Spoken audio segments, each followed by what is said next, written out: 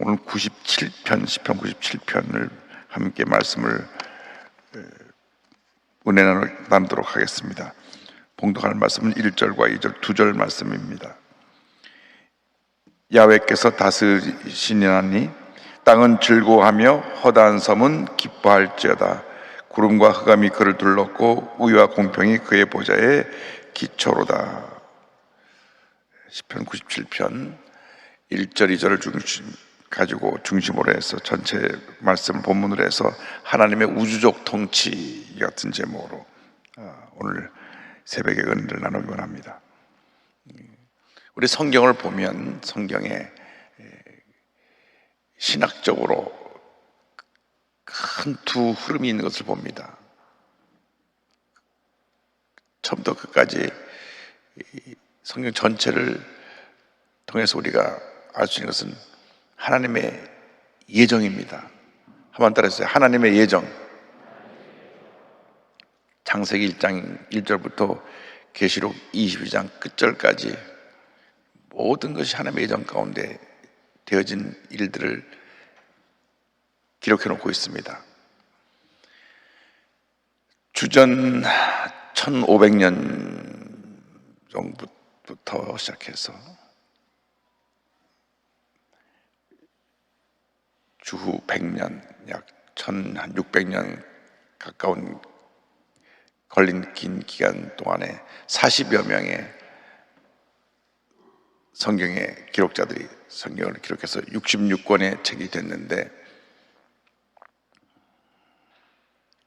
전혀 다른 지위에 있던 사람들이 다른 곳에서 다른 배경에서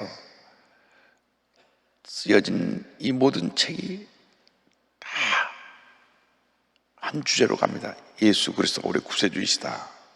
그 천몇백 년 동안 쓰여진 책이 그 한 가지 주제에서 다 조화를 이루는 것은 성경밖에 없습니다. 모든 구절들이 다 조화를 이루어서 하나의 하나님 말씀의 그 기록을 완성했고, 그 성경 전체에 우리에게 주시는 가장 큰 교훈은 하나님의 예정 가운데 다 되었다. 다른 표현으로 하면 하나님의 절대 주권 속에 이루어진 것이다. 그러니까 여러분이 이 새벽에 나와서 예배드리는 이것도 하나님이 이미 예정하셔서 이 새벽에 나와서 예배드리고 말씀 듣고 기도할 수 있는 그런 예정 속에 들어와 있는 것입니다. 그래서 중세 캐톨릭의 신학에 기초를 놓았던 어거스틴이 하나님의 예정을 강조했습니다. 어거스틴이.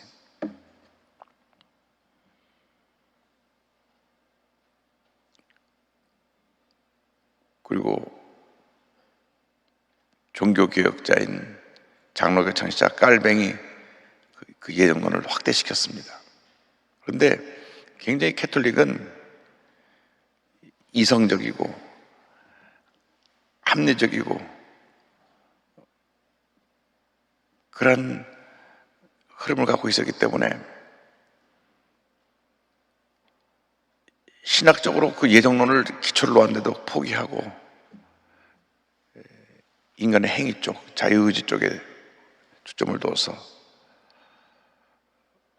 실제로 어떤 행함이 항상 그들의 그 신앙생활 속에 함께 따르게 했습니다. 그래서 1517년 마르틴 루터가 종교개혁을 일으킬 때 오직 의인은 믿음으로 말미암아서 구원받는 것이지 믿음에다 행함을 조건부로 붙여서 구원받는 역사를 이룰 수 없다. 돈을 많이 내야 그것이 구원받아 천국 가는 것이 아니고, 선한 일을 많이 해야 그것이 구원받아 천국 가는 것이 아니고, 믿기만 하면 구원받고 천국 가는 것이다. 그것을 강조해서 종교개혁을 물꼬를 열었습니다. 또 하나의 성경책의 또 큰 흐름 뭐냐면 인간의 자유의지입니다. 인간의 자유의지. 한번 따라서 인간의 자유의지. 인간의 자유의지라는 것은 하나님께서 우리에게 그 같은 자유의지를 주셔서 언제부터? 우리를 창조할 때부터 하나님의 형상을 따라 우리를 지으셨기 때문에 우리가 인간의 자유가 의지가 없다면 여러분 인형골을 봐서 알겠지만, 인형골을 이렇게 뒤에서 사람들이 끈을 당기면 팔이 올라가고 내려가고 다 그것을 뒤에서 조종을 하는데, 하나님은 그렇게 인간을 만드지 않으셨다. 그렇게 인간을 만드신 게 아니고 하나님의 형상대로 우리를 지으셨을 때 영적인 존재로, 지적인 존재로, 의지적인 존재로 만들었다. 그래서 우리가 생각하고 감정을 느끼고 행하는 이것은 우리가 주신 자유의지를 갖고 하나님께서 하나님의 뜻을 따라 살게 하신 것이다. 자유의지를 주신 목적은 하나님의 그 절대 주권에 순종해서 주의 뜻을 따라 살도록 우리를 그 같은 자유를 주셨고, 이 자유는 하나님의 뜻을 따를 때 그것이 복된 것이지 방종을 하면 안 되는 것입니다. 그래서 하나님께서 우리 자유의지를 시험해 보기 위해서 선악과를 만들어 놓으셨고, 저 선악과는 먹지 말라. 그런데 인간이 그 자유의지를 가지고 선악과를 먹음으로 말미암아 죄가 들어오게 됐습니다. 그러니까 죄를 지은 100% 책임은 인간입니다. 왜 선악과를 만들어 놓고 우리 보러 아담과 먹게 했습니까? 그건 질문이 아닙니다. 그건 질문이 아니에요. 하나님 말씀에 하지 말라면 안 하면 되는데, 해놓고 나서 왜 그렇게 할 수 있겠습니까? 하면 안 됩니다. 그래서 오늘 우리가 기억해야 될 가장 중요한 것은, 내게 하나님께서 자유의지를 주신 것은 하나님 뜻대로 살도록 주신 것이지, 내가 하나님 기뻐하지 않는 선택을 하고 그런 잘못된 일을 하도록 허용하게 해서 준 것이 아니라는 것입니다. 그렇기 때문에 우리가 오늘 제일 먼저 기억해야 될 것은, 하나님께서 온 우주 만물을 다스리신다. 하나님의 통치입니다. 하나님께서 온 우주 만물을 다스리신다. 97편 1절입니다. 야훼께서 다스리시나니 땅은 즐거워하며 허다한 섬은 기뻐할지어다. 하나님이 통치하신다. 하나님 홀로 만왕의 만주의 주가 되신다. 하나님만이 우리 왕이 되시고, 하나님만이 우리 주님 되시고, 하나님께서 우리를 다스리시고, 하나님께서 우리를 인도하시고 통치하신다. 그러므로 그 주님의 말씀에 귀를 기울이고 주님 앞에서 기뻐하고 감사하고 주의 뜻에 순종하며 살아가야 한다. 우리에게, 인간에게 자유의지를 주신 것은 그렇게 살라고 자유의지를 주신 것이지, 죄짓고 방탕하고 불의한 삶을 살라고 주신 것이 아닙니다. 우리 인간의 일생 동안 매 순간에 선택과 결정으로 삽니다. 그 순간순간의 선택에 있어서 주님의 뜻과 나의 뜻이 충돌합니다.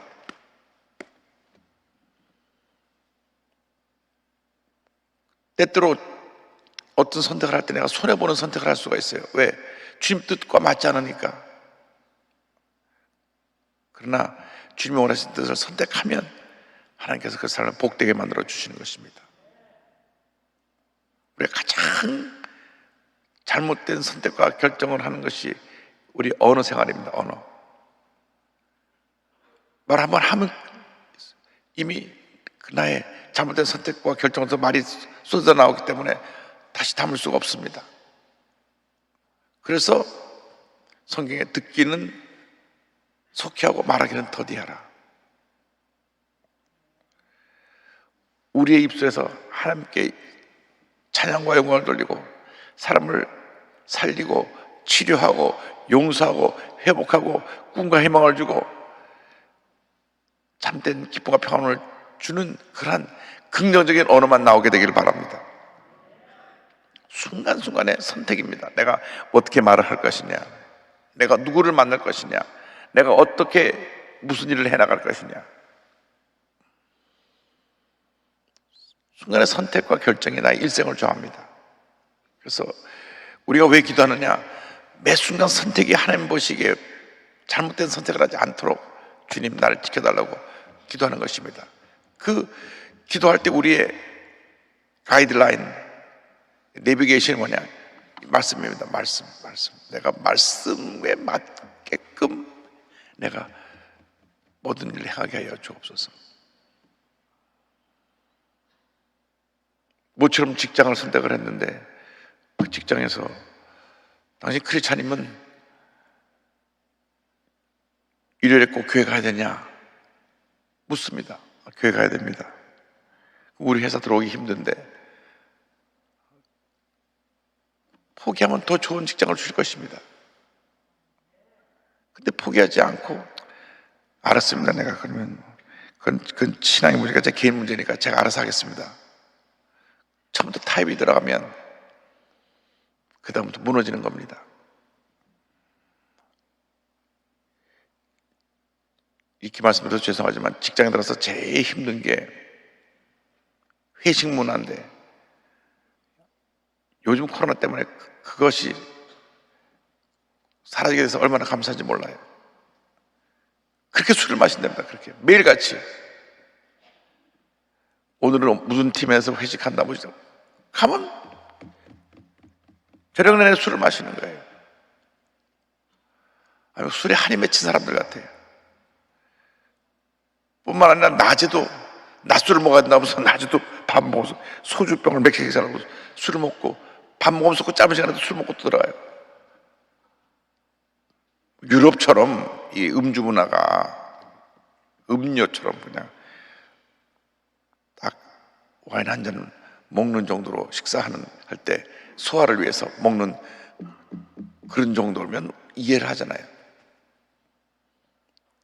먹었다 하면 그냥 막 만취되게 먹어요. 1년에 술을 취해서 사람을 죽이는 사람이 몇천 명이 되고 30만 명 이상이 음주운전 사고로 인해서 다치고 병원 신설져서 그 피해가 천문학적입니다.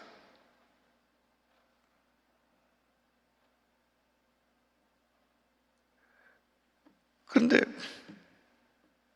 처음에 내가 그런 문화에 그냥 허용을 하면 그냥 끌려가는 거예요. 근데 그렇게 그걸 또 끌고 가는 사람들이 누구냐?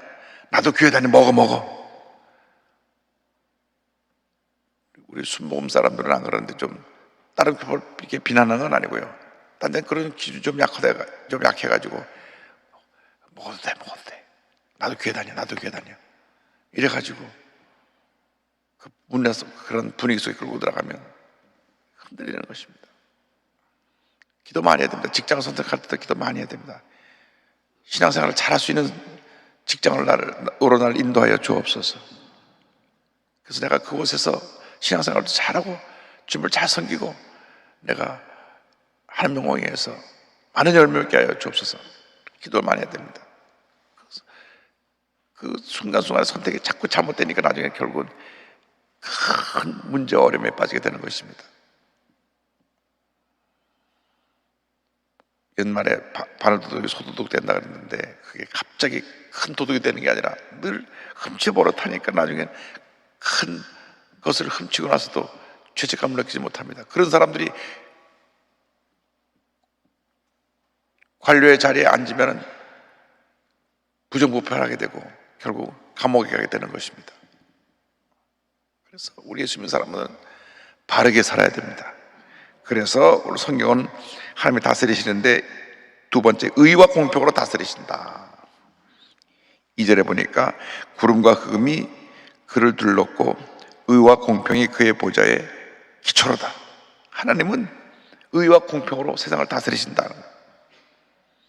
89편 14절을 보면 의와 공의가 주의 보좌의 기초라 인자함과 진실함이 주 앞에 있나이다. 의와 공의가 주님 보좌 앞에 기초라고 했습니다.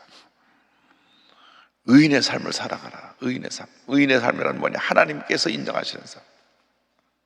제일 중요한 것은 하나님 인정받는 겁니다. 여러분이 사람이 나를 어떻게 평가한 거는 두 번째 문제입니다. 하나님이 나를 어떻게 평가하시냐가 제일 중요한 일입니다. 추기경이라 그러면 캐톨릭에서는 어떻게 보면 한 왕국의 왕처럼 이렇게 권위를 갖고 있고 존경을 받는 위치입니다. 어저께 정진석 추기경이 세상을 떠났는데 벌써 그에 대한 평가가 쫙 나옵니다. 김수환 추기경과 비교해서 정진석 추기경과 쫙 기록이 나옵니다. 아마 오늘 아침 모든 매스컴이 다 그 이야기를 덮을 것입니다. 그러나 내가 언제 하나님의 부름을 받을 텐데, 사람이 날 평가한 것도 중요하지만 그보다 더 중요한 것은 하나님 앞에 내가 서서 어떤 평가를 받을 것이냐. 죽음은 예고 없이 다가옵니다. 나이와 상관없이 다가옵니다. 제가 장례식을 치렀던 많은 사람들 가운데 제일 어렸던 사람은 7달 만에 죽은 한 남자아이입니다. 목사님 손자인데, 남자아이가 태어날 때부터 심장에 문제가 있었습니다. 그래갖고 7달 만에 죽었는데 얼마나 그 젊은 부부가 슬퍼하는지. 우리 아버님이 정말 한국 우리 순복음의 뿌리를 놓은 기초되는 5 목사님 중에 한 목사님인데, 그 목사님 3대 집안에 태어난 아들이 7달 만에 죽을 수가 있습니까? 하나님이 부르셨어요. 7달 만에. 막 우는데 제가 뭐라고 얘기를 못 해줬어요. 하나님 기도해서, 하나님 없어, 새벽 기도를 때 열심히 할 때니까, 하나님 왜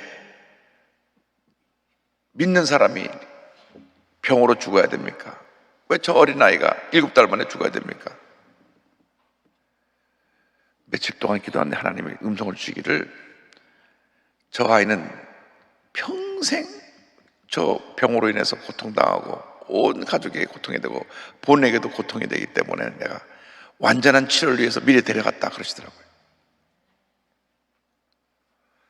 그래서 제가 그 새벽에 그 음성을 듣고 목사님 아들을 불러서 하나님께서 내게 이런 말씀을 주셨다고 하니까 그날 얼굴이 환해지더라고요.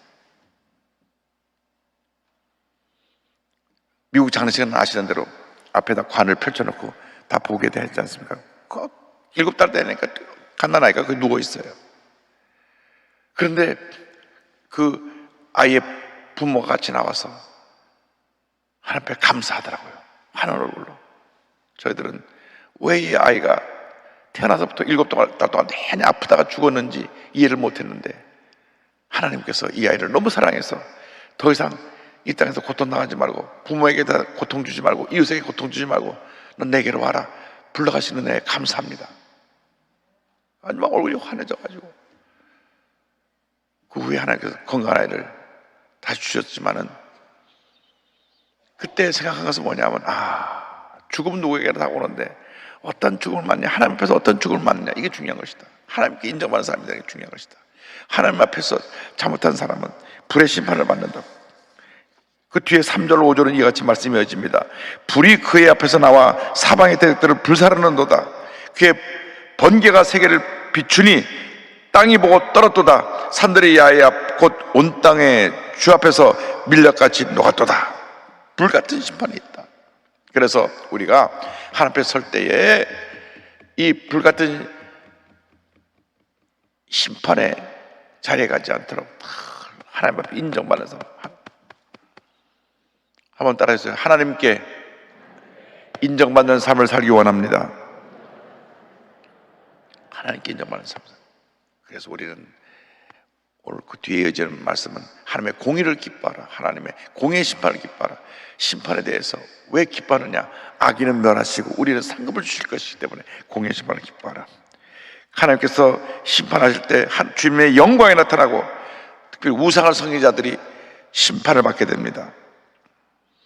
6절 7절입니다. 하늘이 그의 의리를 선포하니 모든 백성이 그의 영광을 보았도다. 조각한 신상을 섬기며 험한 것으로 자랑하는 자는 다 수치를 당할 것이라. 너희 신들아 야훼께 경배할지어다.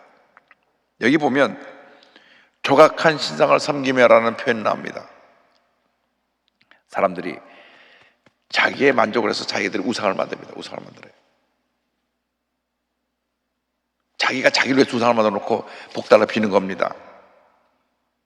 이 세상의 모든 우상은 인간이 자기를 위해서 만든 겁니다. 신을 섬긴다고 천만의 말씀, 자기에게 복달라고 자기가 만들어 놓은 거지, 그 돌덩어리가, 나무 덩어리가 나에게 복 주는 게 아닙니다. 일본에 800만 귀신이 있답니다. 800만. 일본의 단어에는 하나님이라는 단어가 없어요. 참 안타깝습니다. 하나님이라는 단어가 없고 800만이 다 똑같은 신이에요. 신. 그냥 가미. 그래서 일본에 가서 선교할 때 가장 어려운 것은 하나님을 믿어갈 때 가미를 믿으라고 하면 우리 가미 다 믿고 있다고. 우리가 말하는 가미는 그 가미가 아니고 뭐 그 가미가 그 가미지. 하나님이라는 단어는 참 우리나라의 그 선교사님이 하나님께 영감을 받아서 유일한 하나님이라는 그 언어를 하늘님이라는 단어가 있었는데 하나님으로 바꿔놓은 것입니다. 존 로스 맥킨타이어 이 선교사님이 참 공헌을 했어요. 그때부터 하나님이 우리나라의 성경 버릴 때부터 하나님입니다. 유일한 하나님. 일본은 모두 다 감이에요. 모두 감이에요. 모든 식당에 가면 고양이가 여러 웃고 있습니다. 고양이. 내꼬가미, 매상을 올려주는 고양이 귀신입니다. 근데 한국에 오면 일식집에 뭣도 모르고 막 그걸 막 갖다가 장식으로 놓는데 그 장식이 아니에요. 혹시 일식당 하시는 분 있으면 그 고양이 다 갖다 쓰레기통에 버려버리셔야 돼요. 내꼬감이라 그래가지고 이렇게 해가지고 매상 올려주는 돈 벌게 해주는 귀신입니다. 물론 뭐 이 내꼬감이가 돈을 벌게 해줄 리는 없지만 어떻게 일본 사람들이 그렇게 믿으니까 그걸 우리가 일식당을 한다고 해서 그걸 갖다 놓을 필요가 없어요. 근데 이런 우상을 섬기는 사람은 하나님이 다 심판하신다. 다 수치를 당하게 될 것이다. 그 많은 고양이들 일본의 식당마다 다 있는 거예요. 지금 인도는 하루에 확진자가 35만 명. 얼마나 많이 사람이 죽는지 그냥 막 그들에겐 무덤을 하고 뭐 할 자도 없어갖고 그냥 쌓아놓고 불을 질러서 태웁니다. 매일같이 막 시체 타는 연기가 올라갑니다. 아주 심각합니다. 우리 대한민국은 그래도 너무 감사해요. 다 마스크 쓰고 그냥 얼마나 우리 국민들이 착한지 그냥 순종형인지 마스크 쓰고. 옛날에 성원이 망극하옵니다 하는 그 500년이 조선시대를 지나가지고 지금도 조선시대처럼 다 하는 대로 잘해요. 우리 국민 때문에 K방역이 있는 것이지 국민 없이 K방역이 없습니다. 어저께 저명한 국회의원 만났더니 그러더라고요. 국민 때문에 우리가 K방역이 있는 거라고. 우리들이 안 지켜주고 K방역이 어디 있습니까? 그런데 그 인도의 모든 데 그냥 코끼리 귀신들, 힌두교에서 코끼리를 신으로 섬기니까 하여간 인도 축제 때 가보면 막 코끼리를 온 데 놓고 팔아요. 요만한 것부터 큰 것까지 돈 자기 되는 만큼 코끼리 갖다 놓고 비는 거예요. 너희들 만들어 놓은 우상을 갖고 복을 주지 못한다. 섬기지 마라. 오히려 하나님의 심판을 기뻐하라. 97편 8절은 이렇게 이어집니다. 야훼여 시온의 주의 심판을 듣고 기뻐하며 유다의 딸들이 즐거워하였나이다. 왜? 하나님의 공의로운 심판, 악인을 멸하시고 의인에게는 하나님께서 상을 주시고 하나님의 복을 주기 때문에 기뻐하는 겁니다. 그래서 이 같은 놀라운 일을 이루신 것에 대해서 오늘 결론을 말씀 뭐냐? 주님의 거룩한 이름을 찬양하라. 오늘 결론입니다. 그래서 모든 신보다 뛰어나신 하나님에 대해서 9절은 이와 같이 찬양합니다. 야훼는 주는 온 땅에 지존하시고 모든 신들보다 위에 계시니이다. 그래서 우리가 주님을 사랑하고 악을 미워합니다. 10절로 11절입니다. 야훼를 사랑하는 너희여 악을 미워하라. 그가 그의 성도의 영혼을 보존하사 악인의 손에서 건지시느니라. 의인을 위하여 빛을 뿌리고 마음이 정직한 자를 위하여 기쁨을 뿌리시는도다. 그래서 우리는 주님의 이름에 감사 찬양을 드려야 됩니다. 마지막 절입니다. 12절 의인이여 너희는 야훼로 말미암아 기뻐하며 그의 거룩한 이름에 감사할지어다. 감사하라, 감사하라, 감사하라. 기뻐하고 감사하라. 이번 금요 성령대망회 때 제가 이제 성령의 9가지 열매를 다시 한번 정리하려고 말씀을 준비했는데, 성령의 열매 첫 번째가 사랑이고, 그 다음이 기쁨입니다. 희락이 기쁨이에요. 기쁨. 우리 성경이 좀 한자어로 써져 가지고 금방 와닿지 않는 단어들이 많은데 기쁨입니다. joy. 주님을 사랑하는 사람들의 마음속에는 기쁨이 넘쳐나야 됩니다. 주님이 주신 기쁨, 기쁨이 넘쳐나고, 그 넘쳐나는 기쁨이 내 마음속에 자리 잡는 것이 뭐냐면 평안입니다. 평안. 그래서 세 번째 성령의 열매가 평안입니다. 주님의 사랑이 우리에게 임하면 기쁨이 넘쳐나고 내 마음에 평안이 임합니다. 평화로다 하늘 위에서 내려오네. 오늘 여러분 모두에게 이와 같은 기쁨과 평안이 넘쳐나시기를 주님의 이름으로 축원합니다. 기도하겠습니다. 가슴에 손 얹고 아픈 자리에 손 얹고 기도합니다. 사랑과 은혜와 자비가 원하신 하나님 아버지, 하나님이 주신 자유의지를 가지고 기쁨으로 주님을 섬기며 감사함으로 주님을 섬기며 순간순간 하나님이 기뻐하시는 선택과 결정을 하여 많은 열매 맺는 저희들이 모두가 될 수 있도록 은혜 내려 주시옵소서. 손 얹고 기도하오니 우리들의 삶 속의 모든 문제를 다 제거하여 주시고 기쁨이 충만케 하여 주시고 질병이 떠나가며 하나님의 축복과 기적이 임하게 하여 주시옵소서. 나사렛 예수 그리스도의 이름으로 명하노니 머리끝부터 발까지 모든 질병은 떠나갈지어다. 심한 두통과 불면증과 우울증과 노이로제와 각종 정신질환은 목숨을 놓고 떠나가라. 눈과 코와 입과 귀와 목의 모든 질병은 떠나갈지어다. 어깨, 척추, 허리, 관절의 모든 병은 물러갈지어다. 심장병, 위장병이 떠나갈지어다. 고혈압, 당뇨가 물러갈지어다. 악성 중량과 암은 떠나갈지어다. 피부병, 남치병, 불임증은 떠나갈지어다. 어린 자를 위한 간절한 기도가 응답될지어다. 모든 자녀들이 주님 안에서 복을 받을지어다. 가정이 복을 받을지어다. 직장과 사업이 복을 받을지어다. 모든 기도의 제목이 주의 뜻 가운데 응답될지어다. 기도하고 구하면서 받은 줄로 믿어라. 오늘 특별히 가슴에 통증을 온 분을 취하고 계심을 감사합니다. 영광 받으시옵소서. 주 앞에 드린 예물에 복을 내려주시고 저들의 기도의 제목이 다 이루어지게 하여 주옵소서. 예수님의 이름으로 기도드립니다. 아멘. 지금은 우리의 구세주 예수 그리스도의 무한하신 은혜와 하나님 아버지의 큰 넓으신 사랑과 성령의 감동, 감화, 인도, 교통 충만하게 하십니다. 하나님의 통치, 하나님의 예정, 하나님의 절대 주권에 감사하여 인간의 자유의지를 가지고 주님을 기쁨으로 섬기로 결심한 주님의 귀한 백성을 위해 지금부터 영원토록 함께 있을지어다. 아멘.